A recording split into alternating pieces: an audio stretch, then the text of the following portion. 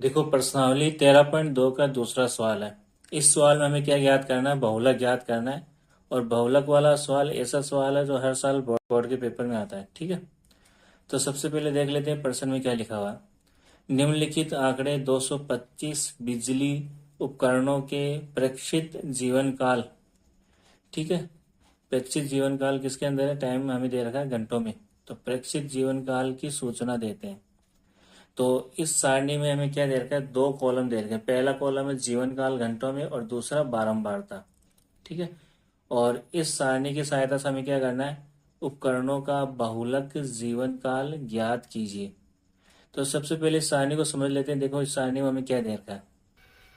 0 से 20 घंटे, 0 से 20 घंटे के बीच में जो जीवन काल है वो 10 उपकरणों का है। ठीक है, और 20 से 40 घंटे, 20 से 40 घंटों के बीच में जो जीवन काल है वो 35 उपकरणों का है। और 40 से 60, ठीक है, 40 से 60 घंटों के बीच में जो जीवन काल है वो कितने उपकरणों का है? 52 उपकरणों का है। 60 से 80 घंटे, 60 से 80 घंटे का जीवन काल कितने उपकरणों का है? 61 उपकरणों का है। ठीक है, और 80 से 100 घंटों के बीच में, 80 से 100 घंटों के बीच में जो जीवन काल है वो 38 उपकरणों का है। और 100 से 120 घंटों के बीच में जो जीवन काल है वो कितने उपकरणों का है? 29 उपकरणों का है। ठीक है, तो ये सारणी का मतलब हुआ। या फिर इसको ऐसे समझ सकते हैं कि 225 में से 10 उपकरणों का जीवन काल 0 से 20 घंटे के बीच में है। 35 उपकरणों का जीवन काल 20 से 40 घंटों के बीच में है। 52 उपकरणों का जीवन काल 40 से 60 घंटों के बीच में है। और 61 उपकरणों का जीवन काल 60 से 80 घंटों के बीच में है। 38 उपकरणों का जीवन काल 80 से 100 घंटों के बीच में है। 29 उपकरणों का जीवन काल 100 से 120 घंटों के बीच में है। ठीक है, करना क्या है? उपकरणों का बहुलक जीवन काल ज्ञात कीजिए। ठीक है, तो देखो सबसे पहले इसको हल करने के लिए हम क्या करेंगे? जो दो कॉलम दे रखे हैं प्रश्न के अंदर, ठीक है, ये दो कॉलम, इनको हल के अंदर लिखना है हमें। ठीक है, तो देखो पहला कॉलम क्या था? जीवन काल घंटों में। तो जीवन काल घंटों में हमें क्या दे रखा था? 0 से 20, 20 से 40, 40 से 60, 60 से 80, 80 से 100, 100 से 120। और दूसरा कॉलम हमें क्या दे रखा था? बारंबारता, जिसे हम FI से लिखते हैं। तो बारंबारता में हमें क्या दे रखा था? 10, 35, 52, 61, 38, 29। ठीक है, इस सारणी का हमें क्या करना है? बहुलक ज्ञात करना है। तो सबसे पहले ये सारणी किस टाइप की है? वर्गीकृत सारणी है। ठीक है, इस सारणी को हम क्या कहेंगे? वर्गीकृत बारंबारता सारणी। और जब भी हमें वर्गीकृत बारंबारता सारणी दे रखी है और उसका बहुलक ज्ञात करना हो तो उसके लिए हम क्या करेंगे? बहुलक का सूत्र लगाएंगे। ठीक है, बहुलक का सूत्र क्या होता है? बहुलक बराबर L+F1-F0/2F1-F0-F2 तो इस सूत्र की सहायता से इस वर्गीकृत बारंबारता सारणी का हम बहुलक ज्ञात करेंगे। तो देखो सूत्र में मान रखने से पहले हमें सबसे पहले जो वर्गीकृत बारंबारता सारणी का बहुलक ज्ञात करने के लिए सबसे पहले हमें क्या करना होगा? बहुलक वर्ग ज्ञात करना होगा। अब बहुलक वर्ग कैसे ज्ञात करते हैं वो देखो। देखो यहाँ सबसे अधिक बारंबारता 61 है, तो बहुलक वर्ग कैसे ज्ञात करते हैं उसके लिए आप चेक करो कि बारंबारता वाले कॉलम के अंदर, ठीक है, बारंबारता वाले कॉलम के अंदर सबसे अधिक मान कौन सा आ रहा है? 61 है। तो वही हमें ढूंढना है। बारंबारता वाले कॉलम में सबसे अधिक मान ढूंढना है और वो कौन सा? 61 है। तो वही लिखा मैंने। यहाँ सबसे अधिक बारंबारता 61 है। अब 61 के संगत जो वर्ग अंतराल आ रहा है उसे हम क्या कहेंगे? बहुलक वर्ग। तो जिसके संगत यानी 61 के संगत वर्ग अंतराल 60 से 80 है, ये 60 से 80 है, तो इसी को हम क्या कहेंगे? बहुलक वर्ग। अतः बहुलक वर्ग कौन सा हुआ? 60 से 80। ठीक है, तो बहुलक वर्ग कैसे ज्ञात करेंगे? बारंबारता वाले कॉलम में सबसे अधिक सबसे अधिक मान देख लो, सबसे बड़ा मान कौन सा है, 61 है। और उसी के संगत जो वर्ग होता है उसे हम क्या कहते हैं, बहुलक वर्ग कहते हैं। ठीक है, तो बहुलक वर्ग पता चल गया, ये कौन सा गया, 60 से 80 बहुलक वर्ग। अब जो सूत्र में मान आएंगे वो इसी बहुलक वर्ग से निर्धारित होंगे। ठीक है, जैसे देखो यहाँ पर पहले क्या लिख लो सूत्र, बहुलक बराबर क्या होता है, L plus F1 minus F0 बटा 2 F1 minus F0 minus F2 गुणा H, ये बहुलक का सूत्र होता है।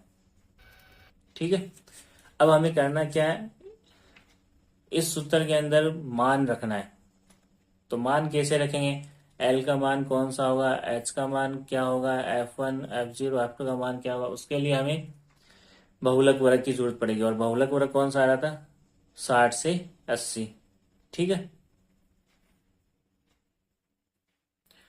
तो देखो सबसे पहले क्या था, एल। एल क्या होता है, बहुलक वर्ग की निम्न सीमा। 60 से 80 ये क्या है, बहुलक वर्ग। तो इसकी निम्न सीमा क्या हुई, 60, और ऊपरी सीमा क्या हुई, 80। तो एल क्या होता है, बहुलक वर्ग की निम्न सीमा, यानी एल का मान कितना आ गया, 60। देखो यहाँ पर बहुलक वर्ग कितना आ गया, 60 से 80।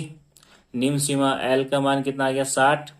ठीक है, उसके बाद में देखो यहाँ पर हमें क्या करना है, F1 को पहले फिक्स करना है। तो जो सबसे अधिकतम मान है बारंबारता वाले कॉलम में, उसको हम क्या लिखेंगे, F1। ठीक है, पहले F1 फिक्स होगा, फिर 1 के बाद में क्या आता है, 2। तो उसके नीचे वाला मान है वो F2 का होगा। और 1 से पहले क्या आता है, F0। तो उससे ऊपर वाला मान क्या होगा, F0 का। यानी F0 का मान कितना आ गया, 52। ठीक है, F1 का मान कितना आ गया, 61। और F2 का मान कितना आ गया, 38। अब बचा क्या, H। H क्या होता है, वर्ग माप। ठीक है, वर्ग माप बोल दो या वर्ग अंतराल। जो वर्ग अंतराल यहाँ पे दे रखा है, ठीक है, उसका अंतर कितने का आ रहा है, वो क्या होता है, वर्ग माप H होता है। तो वर्ग माप H कैसे ज्ञात करेंगे, ऊपरी सीमा में से निम्न सीमा घटा दो तो हमें क्या मिलेगा, वर्ग माप H का मान। तो 80 में 60 घटाएंगे कितना बचेगा, 20। तो H का मान कितना आ गया, 20। अब ये मान हमें मिल गया, अब हमें क्या करना है, सूत्र में ये मान रखने हैं। ठीक है, देखो बहुलक की जगह बहुलक आ गया, बराबर की जगह बराबर आ गया। एल का मान कितना था, 60। बहुलक वर्ग की निम्न सीमा, एल किसको कहते हैं, बहुलक वर्ग की निम्न सीमा को। और एल का मान कितना था, देखो यहाँ पर 60। तो एल की जगह कितना आ गया, 60। फिर प्लस की जगह प्लस आ गया, ब्रैकेट की जगह ब्रैकेट आ गया, F1। तो F1 का मान कितना है, 61। तो F1 की जगह क्या लिखना है, 61। फिर माइनस की जगह माइनस आ गया, F0। F0 का मान कितना था, 52। तो F0 की जगह हमें क्या लिखना है, 52। फिर बट्टा का चिन्ह है तो ये बट्टा का चिन्ह आ गया। फिर दो, दो की जगह दो आ गया। फिर इसके बीच में 2 गुणा F1, बीच में कौन सा चिन्ह लगाएंगे, गुणा का। F1 का मान कितना है, 61 है। तो F1 की जगह क्या लिखेंगे, 61। फिर माइनस का चिन्ह है, माइनस लगा दो। F0 का मान कितना आया, 52। तो F0 की जगह क्या लिखो, 52। फिर माइनस का चिन्ह है, माइनस का चिन्ह लगाओ। F2 का मान कितना आया, 38। तो F2 की जगह हमें क्या लिखना है, 38।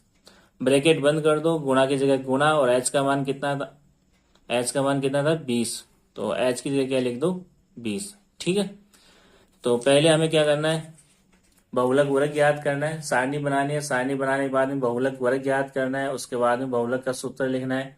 और उसके बाद में सूत्र में मान रखना है। मान रखने के बाद में हमें इसको हल करना है। ठीक है, अब देखो इसको हल कैसे करेंगे, बहुलक की जगह बहुलक आ जाएगा, बराबर की जगह बराबर आ जाएगा। अब इसको हल करने के लिए जो ब्रैकेट के अंदर वाली संख्या है पहले उसको हल कर लो। जैसे यहाँ 61 में से 52 घटा दो, कितना बचेगा, 9। प्लस की जगह प्लस, 60 की जगह 60 आ गया। ठीक है, 61 को 2 से गुणा करेंगे कितना आएगा, 122। माइनस के 52 और माइनस के 38, दोनों का चिन्ह समान है तो ये दोनों जुड़ जाएंगे। तो 52 और 38 कितने हो गए, 90। दोनों माइनस के हैं तो चिन्ह किसका आएगा, माइनस का। ठीक है, माइनस का 90। अब गुणा 20 है तो ये 20 बाहर लिख दो या फिर ब्रैकेट के अंदर लिख दो घटाने के बाद में। ठीक है, पहले घटाओगे फिर यहाँ पे 20 को 9 से गुणा करना है। तो ये ब्रैकेट के बाहर लिखो या अंदर लिखो, चल जाएगा, दोनों सही है। उसके बाद में देखो आगे, बहुलक की जगह बहुलक आएगा, बराबर की जगह बराबर आएगा, 60 की जगह 60 आएगा, प्लस की जगह प्लस। फिर वापस ब्रैकेट के अंदर देखो 20 को 9 से गुणा करेंगे कितना आएगा, 180। और 122 में से 90 घटाएंगे तो कितना बचेगा, 32। ठीक है, अब देखो 180 और 32 दो के पारी से कट रहा है, तो 180 में दो का भाग देंगे कितना आएगा 90, और 32 में दो का भाग देंगे कितना आएगा 16। ठीक है, आगे फिर देखो 90 और 16 दो के पारी से कट रहा है, तो 90 में दो का भाग देंगे कितना आएगा 45, और 16 में दो का भाग देंगे कितना आएगा 8। ठीक है, आगे नहीं कट रहा, तो अब हमें क्या करना है 45 में 8 का भाग देना है। तो देखो अगले स्टेप में बहुलक की जगह बहुलक, बराबर की जगह बराबर, 60 की जगह 60, प्लस की जगह प्लस। अब हमें क्या करना है 45 में 8 का भाग देना है। देखो 45 में 8 का भाग देना है, तो 8 का पढ़ा कितनी बार पढ़ेंगे 5 बार पढ़ेंगे, कितना आएगा 40 आएगा, 8 पंजे 40। अब 45 में से 40 घटा दो कितना बचेगा 5। आगे कोई संख्या है नहीं तो पॉइंट लगा के जीरो उतार लो, 50 हो गया। 50 में 8 का भाग कितनी बार जाएगा 6 बार, 8 6 48। 50 में से 48 घटाएंगे कितना बचेगा 2, पॉइंट लगा हुआ है, एक जीरो उतार लो, एक बार में 20 हो गया। 20 में 8 का भाग देंगे कितनी बार जाएगा 2 बार, 8 दूनी 16। 20 में से 16 घटाओ 4 बचेगा, पॉइंट लगा हुआ, एक बार में एक जीरो उतार लो, 40 हो गया। 40 में 8 का भाग देना है कितनी बार जाएगा 5 बार, 8 पंजे 40। 40 में 40 घटाएंगे जीरो बचेगा। तो 45 में 8 का भाग देने पर कितना है 5.625। तो लिख दो यहाँ पर 45 में 8 का भाग देने पर 5.625 आ गया। ठीक है, अब हमें क्या करना है 60 में 5.625 जोड़ना है। देखो पॉइंटों का जोड़ है, पॉइंटों का जोड़ है, और पॉइंटों का जोड़ करने के लिए हमें दोनों संख्या में पॉइंट का होना जरूरी है। तो यहाँ 60 में पॉइंट नहीं है, लेकिन यहाँ पॉइंट दे रखा है, तो 60 में पॉइंट नहीं है तो लगाना है हमें, जिस संख्या में पॉइंट नहीं उसमें पॉइंट लगाना। तो कहाँ लगाएंगे, तो ये 60 लिख लो, और राइट हैंड में 60 के राइट हैंड में हमें क्या लगाना है पॉइंट लगाना है, और उसके बाद में कितने भी जीरो हम लिख सकते हैं। ठीक है, और फिर पॉइंट के नीचे पॉइंट लगा दो, और उसमें हमें क्या जोड़ना है 5.625 जोड़ दो। पॉइंट के सामने पॉइंट, इधर 625, और पॉइंट के साइड में क्या है 5। जीरो में 5 जोड़ेंगे 5 आएगा, जीरो में 2 जोड़ेंगे 2 आएगा, जीरो में 6 जोड़ेंगे 6 आएगा, पॉइंट के सामने पॉइंट। जीरो में 5 जोड़ेंगे 5, 6 में जीरो जोड़ेंगे 6, तो कितना आ गया 65.625। ठीक है, देखो यहाँ पर बहुलक बराबर कितना आया 60 में 5.625 जोड़ने पर 65.625। तो बहुलक जीवन काल, उपकरणों का बहुलक जीवन काल कितना आ रहा है 65.625 घंटे। ठीक है, आगे क्या लिख सकते हो घंटे। तो बहुलक का आंसर हमेशा क्या आता है बहुलक वर्ग के बीच में आता है। ठीक, और बहुलक वर्ग क्या था, यहाँ देखो बहुलक वर्ग क्या था 60 से 80 था, और चेक कर लो 65 और 60 से 80 के बीच में आ रहा है कि नहीं आ रहा है, आ रहा है। ठीक है, तो हमारा आंसर सही है। हमेशा ध्यान रखना बहुलक जो आंसर आएगा, वर्गीकृत बारंबारता सारणी का बहुलक का जो आंसर आएगा वो हमेशा किसके बीच में आएगा, बहुलक वर्ग के बीच में आना चाहिए। अगर नहीं आ रहा है तुम्हारा बहुलक वर्ग के बीच में, तो तुम्हारा आंसर गलत है। ठीक है, तो इस प्रकार हम बहुलक जीवन काल ज्ञात कर सकते हैं, या बहुलक ज्ञात कर सकते हैं। ठीक है,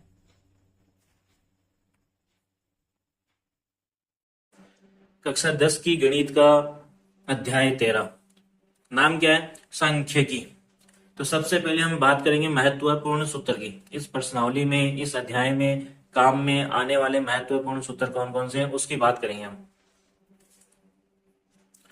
सबसे पहला सूत्र देखो, माध्य ज्ञात करने की प्रत्यक्ष विधि का सूत्र क्या होता है, माध्य बराबर सिग्मा एफ आई एक्स आई बटा सिग्मा एफ आई। ठीक है, ये माध्य ज्ञात करने का कौन सा तरीका है, प्रत्यक्ष विधि का। उसके बाद में देखो दूसरा सूत्र, माध्य ज्ञात करने की कल्पित माध्य विधि का सूत्र। माध्य बराबर क्या होता है A plus sigma F I D I बटा सिग्मा एफ आई।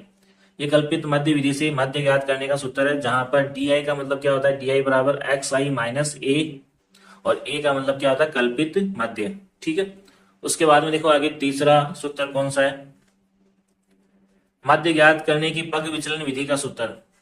माध्य बराबर क्या होता है A plus sigma F I U I बटा सिग्मा एफ आई गुणा एच। ठीक है, ये कौन सा सूत्र है, माध्य ज्ञात करने का पग विचलन विधि का सूत्र। क्या होता है, जहां पर यू का मतलब क्या होता है एक्स आई माइनस ए बटा एच। ठीक है, अब ए का मतलब क्या है कल्पित माध्य, और एच का मतलब क्या है वर्ग माप, यानी वर्ग अंतराल कितने का है वो एच का मतलब है। ठीक है, उसके बाद में देखो आगे चौथा सूत्र, बहुलक ज्ञात करने का सूत्र। चौथा, बहुलक बराबर क्या होता है, L plus F one minus F zero बटा 2f1 minus F zero minus F two गुणा एच। ये बहुलक का सूत्र है। ठीक है, जहां पर एल बराबर क्या है, बहुलक वर्ग की निम्न सीमा, एच का मतलब वर्ग अंतराल की माप। ठीक है, कितने का अंतराल चल रहा है वो एच का मतलब है।